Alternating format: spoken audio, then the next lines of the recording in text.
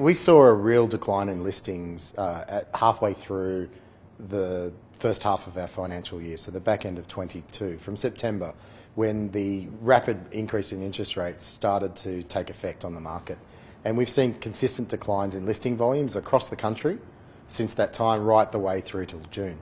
And what we've seen in that period is Sydney and Melbourne have led those listings declines, with the largest declines in total listings that have come to market or are available on market over that time. What we've seen quite interestingly more recently over the last 6 weeks, as we start to head towards a normal spring cycle in the property season, is a release of some of that uncertainty, and we're seeing an increase in listing volumes, particularly in Sydney and Melbourne. And that typical pattern of Sydney and Melbourne leading the property cycles across the country and other states following. So listings have picked up in the last 6 weeks. How do they compare to average levels? So in FY22, we did over 585,000 listings. In the last financial year, that dropped to a bit under 510,000 listings. The average is somewhere between those two.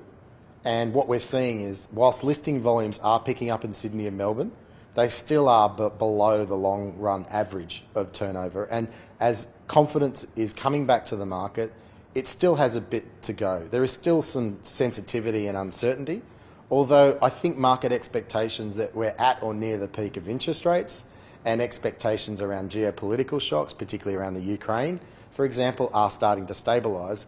We're confident that we're going to start seeing sort of improving patterns. Is there any evidence the fixed rate cliff is starting to encourage more selling? We're seeing a little bit of increase in distressed selling, for example. We are seeing a substantial lift in investors selling, which has a lot to do with the interest rate environment, but also the increasing cost and regulatory burden and uncertainty of holding those investments and the return you can get on those properties. But overall, that fixed rate cliff, we are seeing activity in our finance business, and definitely people more active in looking for alternatives as they come off those fixed rate packages.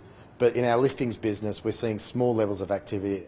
You mentioned market expectations that the RBA cash rate is near or at the peak. What does that mean for the outlook of the property market? What I tend to see is, as listing volumes will start to come back, you're starting to get much more of a balance between supply and demand. And so potentially the speed of that price increase could start to temper. It really depends on the scale of those interest rate impacts. Jason Pellegrino, thank you. Thank you for having me.